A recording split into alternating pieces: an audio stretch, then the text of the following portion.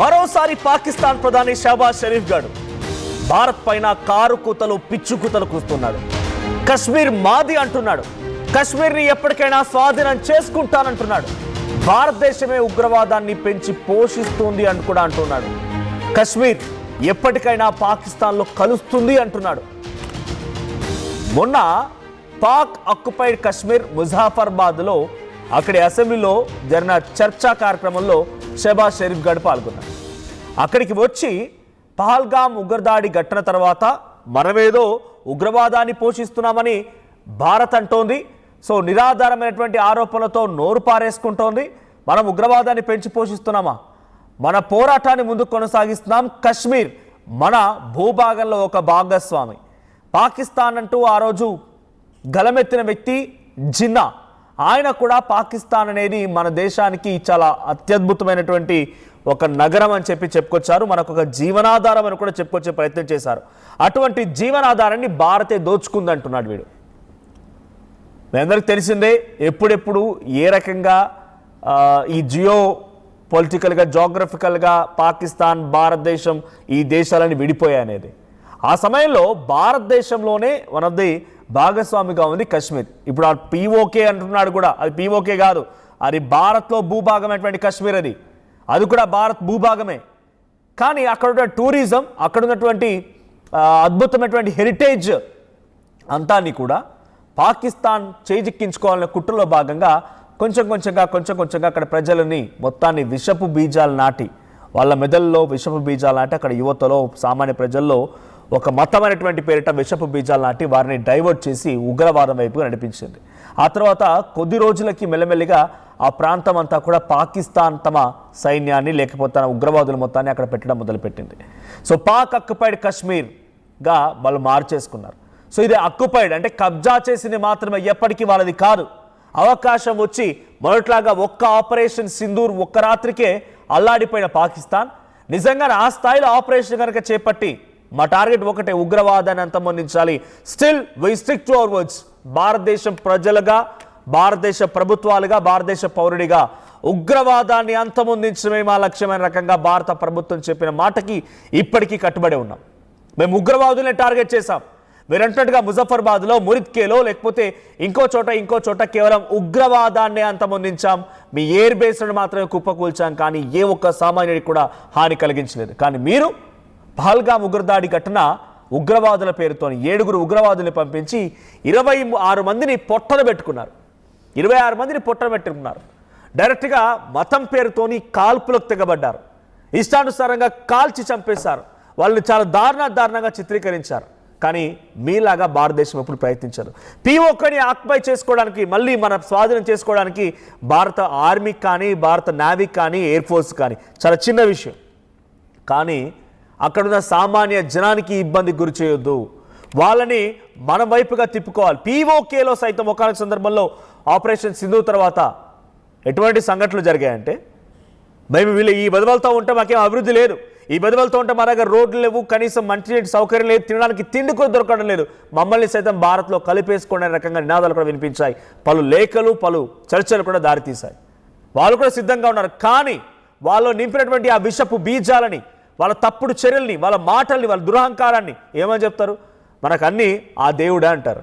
ఆ దేవుడు ఎప్పుడు కూడా ఏ మతానికి సంబంధించిన దేవుడైనా, ఏ కులానికి సంబంధించిన దేవుడైనా కూడా ఒక వ్యక్తిని హతమార్చమని, ఈ ఉగ్రవాద చర్యల ద్వారా ఒక వ్యక్తిని చాలా దారుణంగా ప్రవర్తించమని ఏ దేవుడు చెప్పడు. కానీ దుర్మార్గులు వాళ్ళు ఆ విషపు బీజాలు నింపారు, వాళ్ళ మైండ్లో చొప్పించారు. దీంతో ఏమైపోతోంది? సో అక్కడి దాన్ని సామాన్య ప్రజల్ని మార్చుకున్న తర్వాత, సామాన్య ప్రజల యొక్క మైండ్ సెట్ మొత్తం మన వైపుగా మరలిన తర్వాత వారి యొక్క ఉగ్రవాద చర్యల్ని రూపుమాపడం చాలా ఈజీ. సో నిన్న అసెంబ్లీలో పాల్గొన్న షహబాజ్ షరీఫ్ ఏమంటున్నాడు? భారతదేశమే ఉగ్రవాదాన్ని పెంచి పోషిస్తోందట. భారతదేశమే ఉగ్రవాదాన్ని పెంచి పోషించి పాకిస్తాన్ వైపుగా మరలిస్తోందట. భారతదేశం ఉగ్రవాదం అనేటువంటి పదానికి చాలా పెద్ద ఎత్తున వ్యతిరేకం. మొదటి నుంచి పాల్పడింది మీరు. ఆ రోజు అమెరికా ట్విన్ టవర్స్ నుంచి మొదలుకుంటే ముంబై కాల్పుల వరకు, ముంబైలో జరిగిన సంఘటన వరకు, తర్వాత పార్లమెంట్లో జరిగిన దాడి వరకు, ప్రతి దానికి, మొన్న పహల్గామ్ దాడి వరకు ప్రతి చర్య వెనుక పాకిస్తాన్ ఉంది. నిజం కాదా? అంతెందుకు, మొన్నటికి మొన్న ఢిల్లీలో రెడ్ ఫోర్ట్ మెట్రో స్టేషన్ దగ్గర ఒక కారు పేలుడు సంభవించి కొన్ని పదుల సంఖ్యలో మరణాలు సంభవించిన కారణం ఈ పాకిస్తాన్ ఉగ్రవాదులు కారా? జైష్ ఈ మహమ్మద్ ఉగ్రవాద సంస్థ అల్ఫాలా యూనివర్సిటీకి సంబంధించిన కొంతమంది వ్యక్తులని ట్రాప్ చేసి వాళ్ళ మైండ్లో ఇదే విషపు బీజాలు నాటి వాళ్ళని సైతం ఉగ్రవాదం వైపు నడిపించిన నిజం కాదా? దీనికి తగ్గట్టుగా అన్ని ఆధారాలు ఉన్నాయి. ఏదో అమెరికా డొనాల్డ్ ట్రంప్ సహకరిస్తున్నటువంటి ఒకే ఒక్క అంశంతో తప్పించుకుంటున్నావు, కానీ ప్రపంచ దేశాలన్నీ కూడా నీ ఉగ్రవాద చర్యలు గమనిస్తూనే ఉన్నాయి. మొన్నటికి మన 18 దేశాలతో చైనాలో ఒక మీటింగ్ జరిగింది. సో చైనాలో జరిగిన ఆ మీటింగ్లో అంతా ఏకతాటిపైకి వచ్చి 18 దేశాల్లో కేవలం పాకిస్తాన్ తప్ప 17 దేశాలు ముక్తకంఠంతో మాట చెప్పుకొచ్చాయి. ఏమన్నాయి? ఇక్కడ ఏం జరిగినా ఉగ్రవాద చర్యలు మాత్రం ఉండకూడదు, ఉగ్రవాదానికి వ్యతిరేకంగా మనమంతా తీర్మానం చేద్దామని తీర్మానం చేసుకొచ్చాయి. కానీ వీడేమంటున్నాడు, భారతదేశం ఉగ్రవాదాన్ని పెంచి పోషిస్తుంది అంటున్నాడు. ఇంక ఇది ఒకటే కాదు, మహమ్మద్ జిన్నా పాకిస్తాన్కి సంబంధించినటువంటి ఆ రోజు గలమెత్తి పాకిస్తాన్ వ్యవస్థాపకుడుగా ఉన్నటువంటి మహమ్మద్ అలీ జిన్నా కశ్మీర్ అనేది మన దేశానికి జీవనాడిగా మాట్లాడుకొచ్చారనే మాటను కూడా షెహబాజ్ షరీఫ్ కోట్ చేశారంట. కశ్మీర్ అనేది మీ జీవనాడిలా అవుతుంది. అరే, మీ ఇంట్లో మీ కుటుంబంలో మీకు పుట్టిన పిల్లల్ని మీ పిల్లలు అనుకోవాలి, కానీ పక్కోడికి పుట్టిన పిల్లలు మన పిల్లలు అంటే తప్పది. సో భారతదేశానికి ఒక భూభాగం కశ్మీర్ని మీ జీవనాడిగా ఎలా అనుకుంటారు మీరు?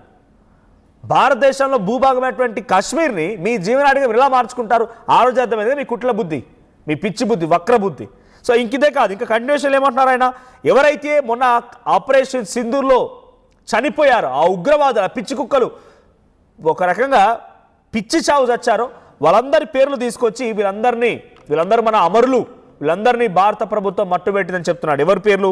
కొందరు పేర్లు తీసుకొచ్చాడు. ఎవరి పేర్లు అంటే హిజ్బుల్ ముజాహిద్దీన్ కమాండర్గా ఉన్నటువంటి బుర్హాన్ వానీ అండ్ సయ్యద్ అలీ, ఈ ఇద్దరిని ఆపరేషన్ సింధూర్లో వీళ్ళు చేసిన దుశ్చర్యలకి వీళ్ళు ఎక్కడైతే ఉగ్రవాద స్థావరాల్లో దాక్కునున్నారో ఆ ఉగ్రవాద స్థావరాల పైన ప్రెసిషన్ టార్గెట్స్లో భాగంగా చాలా ప్రిసైజ్డ్గా టార్గెట్ చేసి ఆపరేషన్ సింధూర్లో వాళ్ళపై మిసైల్ వేస్తే ఆ మురిద్కే కానీ లేకపోతే ముజాఫర్బాద్ కానీ ఇంక ఇతరత్ర లష్కర్ ఇ తోయిబా, హిజబుల్ ముజాహిద్దీన్కి సంబంధించినటువంటి పలు ఉగ్రవాద సంస్థలు లీలమట్టమయ్యాయి. అందులో చనిపోయిన వాళ్ళు ఈ ఇద్దరు కూడా ఇద్దరు దుర్మార్గులు.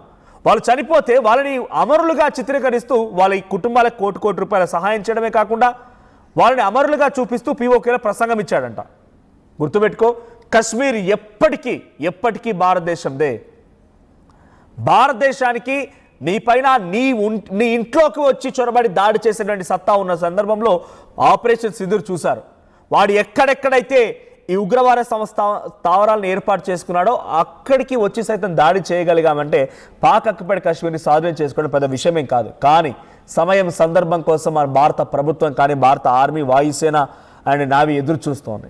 సమయం సందర్భం కోసం మాత్రమే, సామాన్య ప్రజలు హర్ట్ అవ్వకుండా ఉండాలని ఒక ఆలోచనతో మాత్రమే ఇంకా మాట్లాడుతూ జీవనాడి కశ్మీర్ మనది, ఎప్పటికైనా స్వాధీనం చేసుకుంటాం, కశ్మీర్ని మన దేశంలో ఒక భూభావికంగా ఎప్పుడో చూసాము, ఇటువంటి అసభ్యకరమైనటువంటి రీతిలో పిచ్చిగా కారు కూతలు కూస్తూ మరోసారి రెచ్చిపోయాడు షెహబాజ్ షరీఫ్. భారత ఉగ్రవాదాన్ని పెంచిపోస్తుందని మాట్లాడడానికి ఆ నాలుగే తెగ్గేయాల్సిన అవసరం కూడా ఉంది. ఇటువంటి పిచ్చి మాటలు పరోక్షంగా భారత్ని ఏదో రకంగా ఇబ్బందులు గురించాలన్న మాటలు డెఫినెట్గా ఇది ఒక ఏమంటారు దాన్ని, ఒక అహంకారంతో వచ్చినవి, బలుపుతో వచ్చినవి. డొనాల్డ్ ట్రంప్ అనే వ్యక్తి, ఐ రిపీట్ అగైన్, మళ్ళీ చెప్పాల్సిన అవసరం కూడా ఉంది. సో డొనాల్డ్ ట్రంప్ అనే వ్యక్తి ఎలాంటి వాడు అనేది అందరికీ అర్థమైపోయింది. ఇప్పటికీ మళ్ళీ మీకు రిపీట్ చేస్తున్న అర్థం కావడం కోసం మళ్ళీ. సో డొనాల్డ్ ట్రంప్ అనే వ్యక్తి ఆపరేషన్ సింధూర్ తర్వాత పాకిస్తాన్కి వచ్చి అక్కడ పెట్టుబడులు పెడతానని చెప్పో, లేకుంటే ఇంటర్నేషనల్ మానిటరీ ఫండ్ రూపంలో 7,000 కోట్ల రూపాయలు కనుక అక్కడే ప్రభుత్వాలకు సహాయం చేయకపోయి ఉంటే ఈరోజు పాకిస్తాన్ అనేది కుక్కిన పేరు అంటారు చూసారా, మనం తలలో తీసిన తర్వాత కుక్కితే ఏమేమి చచ్చిపోయేలా పడిపోతుంటే చూసారా, ఆ రకంగా ఉండిపోయేది. వాళ్ళకి ఒక అచేతన పరిస్థితిలోకి వెళ్ళిపోయారు. ఏ సహాయం లేదు. అరువు తెచ్చుకున్న చైనా మిసైల్స్ కూడా పేలకుండా వచ్చి ఇక్కడ పడిపోతే పాకిస్తాన్లో నుంచి వచ్చిన మిసైల్స్ని మన భారత ప్రజలు పిల్లలంతా కూడా ఆడుకున్నారు. ఒక రాకెట్ల మాదిరి, పేపర్ రాకెట్ల మాదిరిగా రాకెట్ లాగా ప్రయోగించుకున్నారు. అటువంటి సిచ్యువేషన్. పాకిస్తాన్ అచేతన పరిస్థితిలోకి వెళ్ళిపోయింది. రూపాయలు తినడానికి తిండి లేదు. పైనుంచి సింధు జలాల్ని మనం వదలడం లేదు. సింధు జలాలతో పంజాబ్ ప్రావిన్స్లో ఇండస్ట్రీస్ అన్ని మూతపడిపోయాయి. సింధు ప్రావిన్స్లో నీళ్లు లేవు. బలూచిస్తాన్ వేరుపాటువాదం, పైన ఖైబర్ పఖ్తూన్ఖ్వా ఇంకో వేరుపాటువాదం, పైనుంచి ఆఫ్ఘనిస్తాన్ దాడి, తాలిబాన్ల దాడి, ఇవన్నిటితో పాకిస్తాన్ అంతా ఒక రకంగా ప్రెషర్ కుక్కర్లో వేసి ఉడికిచ్చినట్టయింది. సో అదే సమయంలో డొనాల్డ్ ట్రంప్ లాంటి వ్యక్తి వచ్చి ఇంటర్నేషనల్ మానిటరీ ఫండ్స్ ఇవ్వడంతో పాటుగా ఆయిల్ రిజర్వ్స్ అన్నాడు, రేర్ ఎర్త్ మినరల్స్ అన్నాడు, అక్కడ కొన్ని పెట్టుబడులు పెట్టాడు, ఒక పోర్ట్ని స్వాధీనం చేసుకున్నాడు, టర్కీతో కూడా ఒక ఇండస్ట్రియల్ ఇంటర్నేషనల్ హబ్ని ఏర్పాటు చేసే విధంగా ప్రొవోకేట్ చేసి ప్రోద్బలంతో అక్కడ ఏర్పాటు చేయించాడు. దీంతో మళ్ళీ పైసలు వచ్చినాయి, మళ్ళీ డబ్బులు వచ్చినాయి. కొంచెం డబ్బులు రాగానే మనలో కొంత అత్యుత్సాహం ఉంటుంది కదా. సో ఈ పాకిస్తాన్ వెధవలు బేసిక్గానే పనికి మాల దద్దమ్మలు, దరిద్రులు, ఇంకేదైనా ఉంటే ఆ పదాలు కూడా వాడొచ్చు. అనవసరంగా హల్వాగాళ్ళు కూడా, ఇటువంటి హల్వాగాలని మళ్ళీ వాళ్ళు డబ్బులు చూడగానే ఏమైపోతుంది, మళ్ళీ ఏదో ఒక ఉబ్బరం స్టార్ట్ అయిపోయి ఆ బలుపుని కాస్త ఆ యొక్క వాపుని కాస్త బలుపుగా భావించి మళ్ళీ పిచ్చి పిచ్చి వ్యాఖ్యలు చేయడం. బిలావల్ భుట్టో గారి గతంలో పాకిస్తాన్ కనుక నీళ్ళు ఆపేస్తే, పాకిస్తాన్కి నీళ్ళు రాకుండా సింధు జలాల్ని ఆపేస్తే భారతీయ రక్తాన్ని పారిస్తాడు. ఏమైపోయింది ఆపరేషన్ సింధు? రక్తం దొరకట్లేదా? ఆపరేషన్ సింధు తర్వాత ఇదే బిలావల్ భుట్టో గాడు సైలెంట్ అయిపోయాడు. బిలావల్ భుట్టో మాట్లాడిన మాట ఇది, భారతీయుల రక్తాన్ని సింధు జలంలో కలిపి ప్రవహింపజేస్తానని చెప్పి మాట్లాడుకొచ్చిన ఆ వ్యక్తి ఈరోజు సైలెంట్ అయిపోయాడు. వాళ్ళకి అర్థమైపోయింది మేమేం చేయలేము, అంత పనికి వాళ్ళ దద్దమ్మలం, అంత ఏమీ కాదని రకంగా అర్థమైపోయింది. కానీ అందుకే స్లీపర్ సెల్స్ని యాక్టివేట్ చేయించి రెడ్ ఫోర్ట్లో ఇక్కడ ఘటన చేయించడం, జైష్ మహమ్మద్ ఉగ్రవాద సంస్థ బంగ్లాదేశ్లో ప్రొవోకేట్ చేయించి బంగ్లాదేశ్లో ఉన్నటువంటి ప్రజలు రెచ్చగొట్టి అక్కడ సైతం విష బీజాలు నాటి బంగ్లాదేశ్ భారత్ బార్డర్లో కొన్ని రోజుల పాటు తిష్ట వేసుకొని కొన్ని దుశ్చర్యలకు పాల్పడి ఆ తర్వాత బంగ్లాదేశ్ను కూడా మనకు వ్యతిరేకంగా చేయించి వాళ్ళతో కూడా నినాదాలు చేయించడం, మనల్ని ఏం చేయలేక బంగ్లాదేశ్లో ఉన్నటువంటి అక్కడ హిందువులని, మైనార్టీలుగా ఉన్న హిందువులపై దాడి చేయించడం, ఇలా వరుస సంఘటనలు ఒకదాని తర్వాత ఒకటి చోటు చేసుకుంటూనే ఉన్నాయి. ఉగ్రవాదులకి డబ్బులు ఇచ్చి వారి కుటుంబాలని అమరులుగా చూస్తోంది పాకిస్తాన్ ప్రభుత్వం అంటే అర్థం చేసుకోండి పాకిస్తాన్ ఎంతటి నీచంగా దిగజారిపోయిందనేది. బలూచిస్తాన్ వేర్పాటువాదం ఎంతటి స్థాయిలో జరుగుతుంది. మొన్నటికి మొన్న ఒక చర్యలో భాగంగా ఒక మానవ బాంబుగా మారిపోయి 200 మంది పాకిస్తాన్ ఆర్మీ మరణానికి కారణమైపోయింది. అది బలూచిస్తాన్ వేర్పాటువాదం కొనసాగిస్తుంది. ముందు దాన్ని కంట్రోల్ చేసుకోండి వెధవ, ముందు వాటిని కంట్రోల్ చేసుకొని, లేకపోతే మీ దేశాన్ని ఒక రకంగా ఐక్యత తీసుకొచ్చిన తర్వాత ఆ బలూచిస్తాన్ గొడవలు ఈ గొడవలు ఆపేసుకున్నాక అప్పుడు మాట్లాడిన మాతో యుద్ధాన్ని. కానీ మీకు లోపల యుద్ధానికే సరిపోవడం లేదు, లోపల యుద్ధాన్ని మీరు ఎదుర్కోలేకపోతున్నారు. మీరు భారత్తో పోటీ పడతారా? భారత్ సైన్యం ఎంత, మీ సైన్యం ఎంత? భారత్లో ఉన్న జనాభా ఎంత, మీ జనాభా ఎంత? ముఖ్యంగా ఇవన్నిటికంటే ముఖ్యంగా భారతదేశంలో ప్రజలకి వాళ్ళ దేశం పట్ల ఉన్న ప్రేమ ఎంత, మీ వెధవలు ఎంత? మీకేముంది దేశం పట్ల ప్రేమ ఉందా? మొన్న రీసెంట్గా సినిమా వచ్చింది, మీరంతా చూసే ఉంటారు, దురంధర్ అనే సినిమా. దానిలో చాలా క్లియర్గా చూపిస్తారు పాకిస్తాన్లో ప్రజలంటే ఏమాత్రం గౌరవం ఉండదు. మొత్తం మాఫియా, ఎటు చూసిన గన్నులు, మాఫియాలు, డ్రగ్స్లు, మాదక ద్రవ్యాలు, ఇంకా గలీజ్గా చెప్పాలంటే, I mean sorry to say this word, but వావి వరస ఏముండదు, తల్లి చెల్లి అక్క అమ్మ తేడా ఏమీ ఉండవు, చాలా దారుణంగా ప్రవర్తిస్తూ ఉంటారు. సో ఇప్పుడు వాడొచ్చి పాకిస్తాన్ ఆక్యుపైడ్ కశ్మీర్ మాది, కశ్మీర్ మా జీవనాడి, మేము ఇక్కడ ఆర్థిక వనరుగా మార్చుకోవాలనుకుంటున్నాం, గతంలో ఏమో చెప్పాడు, దాన్ని మళ్ళీ ఇప్పుడు చేయబోతున్నాం అన్న రకంగా షెహబాజ్ షరీఫ్ మాట్లాడుకొచ్చాడని అంటే చూడండి, మళ్ళీ స్లీపర్ సెల్స్ యాక్టివ్ అయ్యే అవకాశం ఉంది. వాడి మాటలు మరింతగా ఉగ్రవాదాన్ని పెంచి పోషించే విధంగా ఉన్నాయి, ఉగ్రవాదాన్ని రెచ్చగొట్టే విధంగా ఉన్నాయి. స్లీపర్ సెల్స్ యాక్టివ్ అయ్యే అవకాశం కూడా ఉంది. సో ప్రతిసారి వాళ్ళు అటువైపు నుంచి ఏదైనా మాట్లాడినప్పుడల్లా ఇక్కడ స్లీపర్ సెల్స్ యాక్టివ్ అవుతున్నారు. స్లీపర్ సెల్స్ మళ్ళీ ఏదో ఒక దారుణానికి పాల్పడుతున్నారు. సో స్లీపర్ సెల్ అంటే ఎవరో కాదు, మన దగ్గరే ఉండి, మన నీళ్లు తాగి, మన దగ్గరే ఉండిపోయి, మన తిండి తిని మన పైన కుట్రలు చేసేవాడే స్లీపర్ సెల్. సో అటువంటి వారిని గమనించండి దయచేసి, అటువంటి వారిని గుర్తించండి. తెలుగు రాష్ట్రాల్లో కూడా ఉన్నారా? నా పదాలు తెలుగు రాష్ట్రాల వరకు అర్థమవుతాయి, తెలుగు వచ్చే వరకు అర్థమవుతుంది కాబట్టి తెలుగు రాష్ట్రాల్లో కూడా ఉన్నారు. విజయనగరంలో మన గతంలో చూసాం, కడపలో చూసాం, తర్వాత హైదరాబాద్లో చూసాం, ఢిల్లీలో చూసాం. కాబట్టి అటువంటి స్లీపర్ సెల్స్ని గుర్తించండి, వారి సమాచారాన్ని పోలీసులకు అందించండి. సో షెహబాజ్ షరీఫ్ని ఏం చేస్తే బాగుంటుంది, పాకిస్తాన్ పైన భారత ప్రభుత్వం ఏం చేస్తే బాగుంటుంది, కశ్మీర్ మనం స్వాధీనం చేసుకోవడం కోసం ఎటువంటి చర్యలకు పాల్పడితే బాగుంటుంది, మీ అభిప్రాయం ఏంటో కామెంట్ చేయండి. చరిత్ర సృష్టించినోడు ఇప్పుడు ఆ చరిత్రని తిరగరాయబోతున్నాడు. అబద్ధాల గోడల్ని బద్దలు కొట్టి నిజాలను రాగా మీ ముందుంచబోతున్నాడు.